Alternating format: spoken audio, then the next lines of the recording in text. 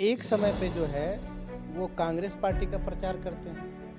Congress party का प्रचार खत्म होने के बाद फिर वो आम आदमी पार्टी उनको हायर कर लेती है और आम आदमी पार्टी हायर कर जब उसका प्रचार खत्म होता है तो फिर वो उनको बीजेपी हायर कर लेती है। तो वो इस दौरान एक पेड वर्कर की तरह पार्टियों के चुनाव प्रचार में लगे होते हैं। उनको देख के दिल्ली में क्या राजनीतिक माहौल है इसको पता लगाना लोगों के लिए बड़ा मुश्किल है। केजरीवाल जी जिस तरह की राजनीति करते हैं वो सफल इसलिए हैं क्योंकि केजरीवाल जो है ना बनिया समुदाय से आते हैं और उनकी सफलता का जो दूसरा कारण है कि इस देश की जो मीडिया है वो बिजनेस करती है और मीडिया के जो मालिक हैं ज़्यादातर वो बनिए हैं। कि क्या कोई मुख्यमंत्री जिसने एक विश्वविद्यालय नया विश्वविद्यालय न बनाया हो, एक कॉलेज न बनाया हो, एक स्कूल न बनाया हो नया, तो क्या वो शिक्षा में क्रांति कर सकता है बिना स्कूल कॉलेज खोले यूनिवर्सिटी बनाए? जो बच्चे इनको लग रहा था कि वो हाई स्कूल या इंटरमीडिएट में पास नहीं हो पाएंगे, इन्होंने उनको हाई स्कूल और इंटरमीडिएट में एग्जाम में सम्मिलित ही नहीं होने दिया, उसको इन्होंने ओपन लर्निंग में भेज दिया। तो इस तरह से बड़ी संख्या में दलित, मुसलमान या कमज़ोर तबके के बच्चों को इन्होंने स्कूल से बेदखल कर दिया। ऐसी स्कूलों की ज़रूरत जो है वो जो स्लम्स एरिया है, जो झुग्गी झोपड़ियाँ हैं वहाँ के बच्चों को, लेकिन ये जानते हैं कि वहाँ कमज़ोर तबके के लोग रहते हैं, SC, ST, OBC माइनॉरिटी के लोग रहते हैं, इसलिए इन्होंने एक भी उस तरह का स्कूल ऐसे दिल्ली में नहीं बनाया है। पोस्ट कॉलोनी में बनाया है जहाँ पे समुदाय के लोग या मनुवादी लोग रहते हैं, उनको जिनको ज़रूरत नहीं है उनके लिए काम करें। दिल्ली प्रदेश में इस वक्त विधानसभा चुनाव को लेकर लगातार तमाम राजनीतिक पार्टियों की बनी हलचल। अब चुनाव के नज़दीक आते आते तमाम समीकरण भी बदलते हुए नजर आ रहे हैं कि इंतजार है 8 तारीख का, 8 फरवरी को क्या कुछ होगा। और तमाम चीज़ों को जानने समझने की कोशिश करेंगे कि आखिर दिल्ली में जो चुनाव चल रहा है इसको लेकर अब क्या हलचल है। हमारे साथ इस वक्त सुप्रीम कोर्ट के एडवोकेट अभिषेक कुमार जी है, उनसे जानने समझने की कोशिश करेंगे, जो कि एक राजनीतिक विश्लेषक है, बहुजन विचारक है और नेशनल चौपाल पर अमूमन तौर पर आपने इन्हें अपनी बात, अपनी तमाम मुद्दों पर अपने जवाब, अपने सवाल रखते हुए देखा होगा। तो सीधे बातचीत करते हैं और जानते हैं दिल्ली का क्या है चुनावी हाल। सर, क्या बताएंगे, किस तरीके से देख रहे हैं अब दिल्ली में चुनाव काफी ज्यादा गर्म हो चुका है, तारीख नजदीक आ चुकी है मतदान की। कैसे देख रहे हैं पूरे के पूरे इस राजनीतिक हलचल को? पराग जी, जो दिल्ली में जो राजनीतिक जो यहाँ का राजनीतिक माहौल है तो वो जल्दी समझ में लोगों को नहीं आता। क्यों नहीं आता? क्योंकि यहाँ के जो ज़्यादातर आप सड़कों पे निकलेंगे तो जो प्रचार में जो कार्यकर्ता हैं तो वो एक समय पे जो है वो कांग्रेस पार्टी का प्रचार करते हैं। कांग्रेस पार्टी का प्रचार खत्म होने के बाद फिर वो आम आदमी पार्टी उनको हायर कर लेती है और आम आदमी पार्टी हायर कर जब उसका प्रचार खत्म होता है तो फिर वो उनको बीजेपी हायर कर लेती है। तो वो इस दौरान एक पेड वर्कर की तरह पार्टियों के चुनाव प्रचार में लगे होते हैं। उनको देख के दिल्ली में क्या राजनीतिक माहौल है इसको पता लगाना लोगों के लिए बड़ा मुश्किल है। जी। तो फिर इस सवाल का जवाब कैसे ढूंढे कि किस तरीके से ये अनुमान लगाए कि प्रभाव किसका कहने की जनता पर अभी भी फिलहाल चुनाव में नजर आ रहा है? देखिए, दिल्ली का जो अब तक का इतिहास रहा है तो एक बात देखने में आई है कि दिल्ली में जो लोग लुभावने वादे करते हैं या जिसकी मीडिया तरफदारी करती है तो लोग उसी की तरफ सोचने विचारने लगते हैं। दूसरी बात, यहाँ मीडिया जो है बहुत साइलेंट गेम करती है। वो यहाँ पे इस तरह का ओपिनियन जनरेट करती है। जैसे मैं आपको एक ओपिनियन बता दूं कि आप मोहल्लों में जब जाएंगे तो वहाँ कुछ ऐसे लोग होंगे जो ये बात करते मिलेंगे आपको कि भाई ये फला पार्टी जीत रही है तो सारे लोग इसी पार्टी को वोट दो, अपना वोट बर्बाद मत करो। उनको चूंकि वोट की कीमत नहीं है, उनको वोट की कीमत का पता नहीं है कि वोट किस तरह से उनकी जो उनका जो स्वाभिमान है, उनका जो सम्मान है, उनको उनका जो उनकी जो आवाज़ है, उनको उनके जो मसले हैं, वो कैसे हल कर सकता है, ये बात उनको नहीं पता है। इसलिए जिनका प्रचार होता है, प्रसार होता है, जिनका चौराहे पे बैठ के लोग चाय पीते हुए बोल देते हैं, तो उनका ओपिनियन बनाने लगते हैं कि फला पार्टी जीत रही है, तो सारे लोगों को कन्विंस करने की कोशिश करते हैं कि भाई इसी व्यक्ति को जिताओ। तो इस तरह का माहौल दिल्ली में, या इस माहौल के कारण जो है बहुत सारे लोग अपने विवेक का इस्तेमाल नहीं करते हुए भी वोट वो अपना देते हैं। अभी दिल्ली में अगर हम देखें तो अरविंद केजरीवाल की लगातार सरकार हमने देखी है और अब चुनाव नज़दीक है। अरविंद केजरीवाल अपनी शिक्षा नीति का डंका पूरे देश और दुनिया में बजाते हैं। कितनी वास्तविकता है ज़मीन पर आप देखते हैं, कितना असर शिक्षा नीति के जरिए दलितों, आदिवासियों, पिछड़ों, खासतौर पर महिलाओं के ऊपर में हुआ है, तमाम दलित तबके से आने वाले लोगों पर हुआ है, इसका कुछ प्रभाव देखते हैं? बिल्कुल। देखिए, केजरीवाल जी जिस तरह की राजनीति करते हैं, वो सफल इसलिए हैं क्योंकि केजरीवाल जो है ना बनिया समुदाय से आते हैं, और उनकी सफलता का जो दूसरा कारण है कि इस देश की जो मीडिया है वो बिजनेस करती है, और मीडिया के जो मालिक हैं ज़्यादातर वो बनिए हैं। तो उनको मीडिया के बनिया मालिकों का जो है बनिया होने के कारण सपोर्ट मिलता है। वो ये बात खुद भी मानते हैं, उन्होंने खुद भी बताया है कि वो बनिया होने के नाते कैसे हिसाब करते हैं। तो ये जो मीडिया का उनको सपोर्ट मिलता है, तो इससे वो जनता को भ्रमित करने में सफल हो जाते हैं। आपने देखा कि ये मुझे लगता है दुनिया के वाहिद पहले पढ़े लिखे चीफ मिनिस्टर अपने को कहने वाले हैं कि जो कहते हैं हमने दिल्ली में शिक्षा में क्रांतिकारी परिवर्तन किया। मेरा सवाल ऐसे लोगों से है जो इनको क्रांतिकारी मानते हैं, या अरविंद केजरीवाल से भी है, कि क्या कोई मुख्यमंत्री जिसने एक विश्वविद्यालय, नया विश्वविद्यालय न बनाया हो, एक कॉलेज न बनाया हो, एक स्कूल न बनाया हो नया, तो क्या वो शिक्षा में क्रांति कर सकता है बिना स्कूल कॉलेज खोले, यूनिवर्सिटी बनाए? दूसरी बात, जिन लोगों ने केजरीवाल को वोट दिया है वो ज़्यादातर लोग झुग्गी झोपड़ियों में रहते हैं, नालों के किनारे, रेलवे लाइन के किनारे झुग्गी झोपड़ियाँ हैं।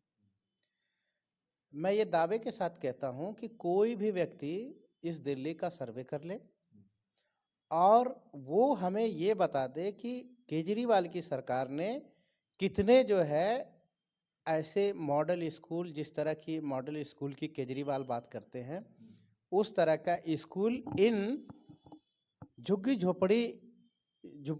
झोपड़ियों में रहने वाले लोगों के इलाके में, उनके आसपास बनाए गए हैं। तो आपको एक भी नहीं मिलेगा। हाँ, इन्होंने क्या रिजल्ट को बेहतर बनाने के लिए कैसे गुमराह किया है? जो बच्चे इनको लग रहा था कि वो हाई स्कूल या इंटरमीडिएट में पास नहीं हो पाएंगे, इन्होंने उनको हाई स्कूल और इंटरमीडिएट में एग्जाम में सम्मिलित ही नहीं होने दिया, उसको इन्होंने ओपन लर्निंग में भेज दिया।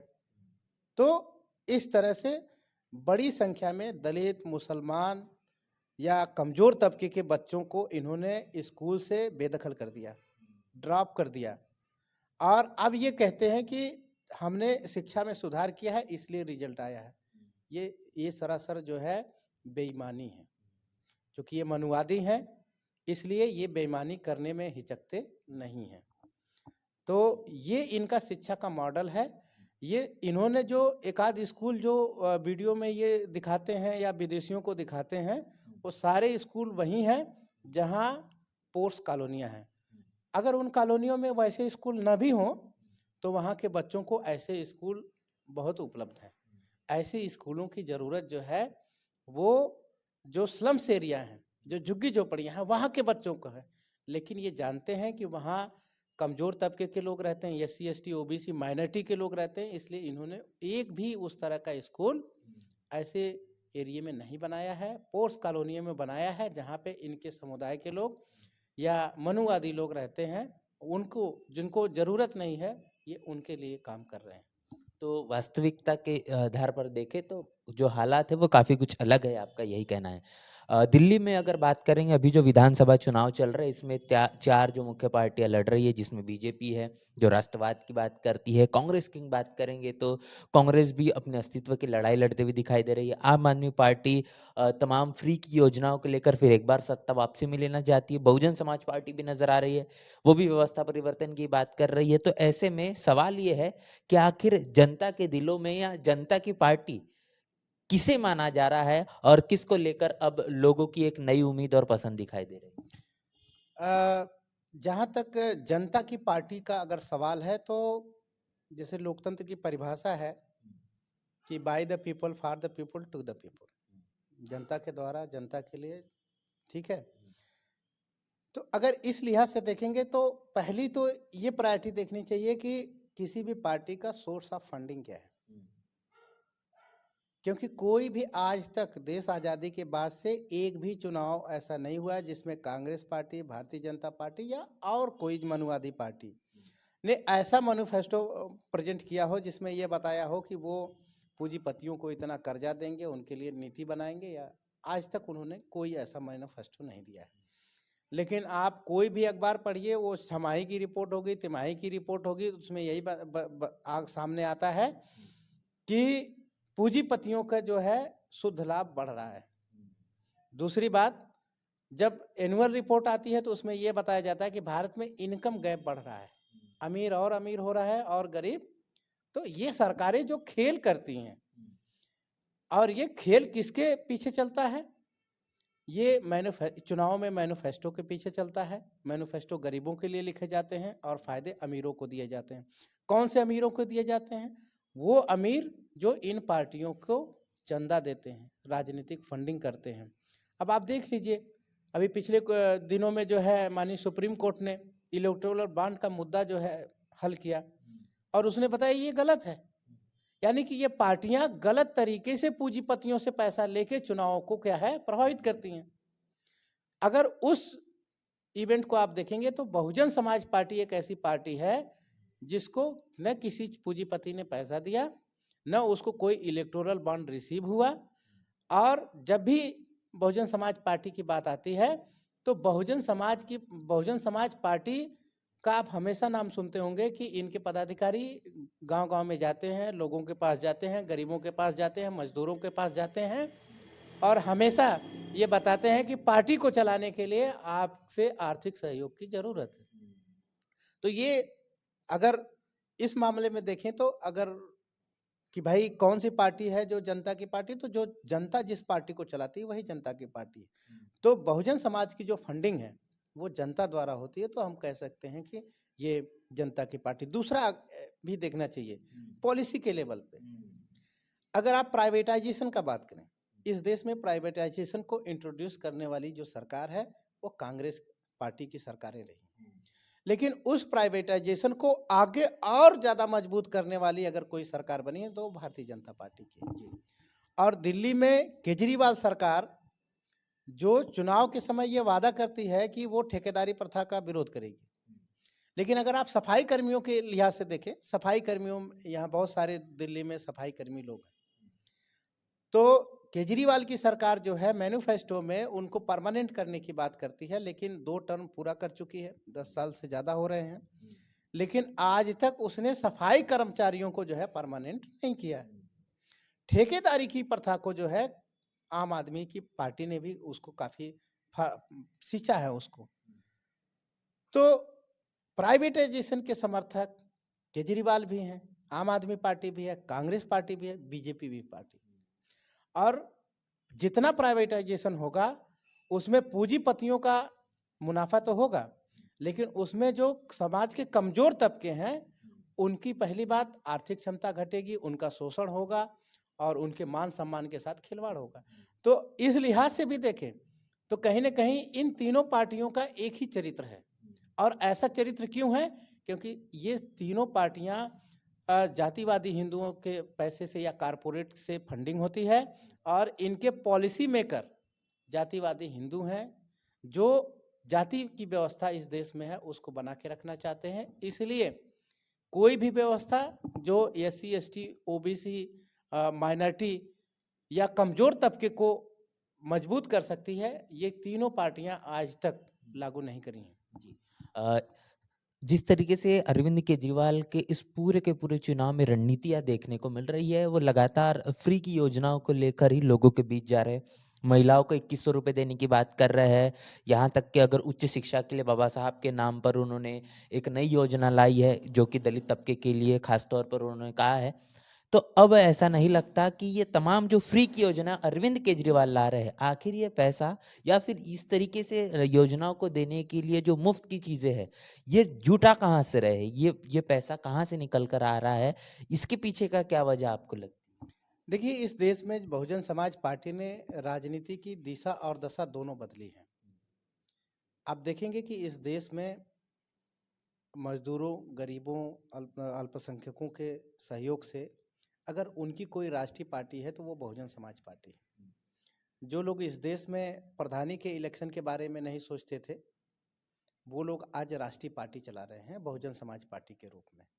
और ऐसा नहीं, बहुजन समाज पार्टी की सरकार जब भी उत्तर प्रदेश में बनी तो उसने सामाजिक एजेंडे को भी आगे बढ़ाया, उसने आर्थिक एजेंडे को भी आगे बढ़ाया, उसने धार्मिक एजेंडे को भी आगे बढ़ाया और सांस्कृतिक एजेंडे को भी आगे बढ़ाया। तो ये जो जितनी भी मनुवादी पार्टियां हैं, ये बहुजन समाज पार्टी से भयभीत है। इसलिए ये मजबूरी है कि वो फ्री की बात करें। क्यों? क्योंकि जब वो फ्री की बात करेंगे तो गरीब लोगों को वो बातें सबसे ज़्यादा अपील करेंगी कि भाई हम आपको फ्री में बिजली देंगे, फ्री में पानी देंगे। ये बहुजन समाज पार्टी की सरकार या बहुजन समाज पार्टी ऐसा बात नहीं करती। क्यों नहीं करती है? हालांकि वो भी कर सकती है, लेकिन क्यों नहीं करती है? मैनिफेस्टो भी जारी नहीं करती। वो इसलिए नहीं करती क्योंकि जब सरकार बनती है तो संविधान उसको ये निर्देश देता है कि आप जो गरीबी है उसको खत्म करो, भेदभाव खत्म करो। तो बहुजन समाज पार्टी का आप लॉ एंड ऑर्डर के बारे में देख लो कि कोई भी जाति, कोई भी धर्म, किसी भी मजहब का व्यक्ति उसके कानून के सामने समान रहता है। दूसरी बात, बहुजन समाज पार्टी आप देखेंगे कि उत्तर प्रदेश में सफाई कर्मी के रूप में 1,08,000 लोगों की नियुक्ति की। उसके अलावा जितने भी उत्तर प्रदेश में रोजगार दिए गए, करीब 2500 लाख के करीब बहुजन समाज पार्टी की सरकार में रोजगार मिले, वो सारे रोजगार परमानेंट हैं। और आपको पता है कि आज हमारे देश में एक युवाओं की एक महत्वाकांक्षा है कि उनको परमानेंट नौकरी मिले। क्यों? क्योंकि प्राइवेट नौकरी में उनका शोषण होता है। तो इनको पता है कि बहुजन समाज पार्टी की सरकार आएगी तो वो सरकारी रोजगार देगी, तो उससे क्या है कि लोग अपना ज़्यादा विकास करेंगे, और जब विकास करेंगे तो वो जाति व्यवस्था के खिलाफ भी होंगे। इसीलिए वो उनको सरकारी नौकरी न दी जाए। उनको जब उनकी माली हालत कमज़ोर होगी तो उनको बिजली का बिल भरना भी मुश्किल होगा, तो बिजली बिल भरने की जब बात मैनिफेस्टो में लाएंगे तो उनका वोट मिलेगा। तो ये जो एक सर्किल है जिसको कॉब वेब बोलते हैं, हिंदी में बोलते हैं मकड़ जाल है। तो ये मनुवादियों का मैनिफेस्टो के रूप में जो खास करके गरीब हैं, असहाय हैं, मजदूर हैं, दलित हैं, शोषित हैं, वंचित हैं, मुसलमान हैं, उनको जो फांसने का ये क्या है, एक षड्यंत्र है जिसमें आज केजरीवाल की सरकार, केजरीवाल जो है वो अपना पूरा दिमाग, पूरा उसमें अपना जो है धन बल सब लगा रहे हैं। तो ये तमाम हमने कारण समझे हैं कि दिल्ली में किस तरीके से चुनावी माहौल है और अरविंद केजरीवाल हर एक वो जद्दोजहद कोशिश करते हुए नजर आ रहा है कि किसी भी कीमत पर सत्ता में वापसी की जाए। भारतीय जनता पार्टी और आम आदमी पार्टी आमने सामने की लड़ाई में है। इसी के साथ साथ कांग्रेस वोट कटवा के तौर पर देखी जा रही है और बहुजन समाज पार्टी भी अब सियासी मैदान मतलब पूरा का पूरा माहौल चौकोनी हो चुका है और इंतजार है 8 फरवरी का कि 8 फरवरी को क्या होगा। इस बार बहुजन समाज पार्टी के जरिए चुनाव जो लड़ा जा रहा है वो काफी ज्यादा मुस्तैदी से है, लेकिन परिणामों में जब चीजें बदल कर आएगी तब ही सब कुछ चीजें साफ हो जाएगी। पूरी की पूरी चर्चा बातचीत को लेकर आपकी राय, आपकी प्रतिक्रिया लिखकर कमेंट बॉक्स में जरूर बताएं। बने रहे नेशनल चौपाल के साथ, मिलते हैं नए वीडियो में, तब तक के लिए जय भीम, जय भारत।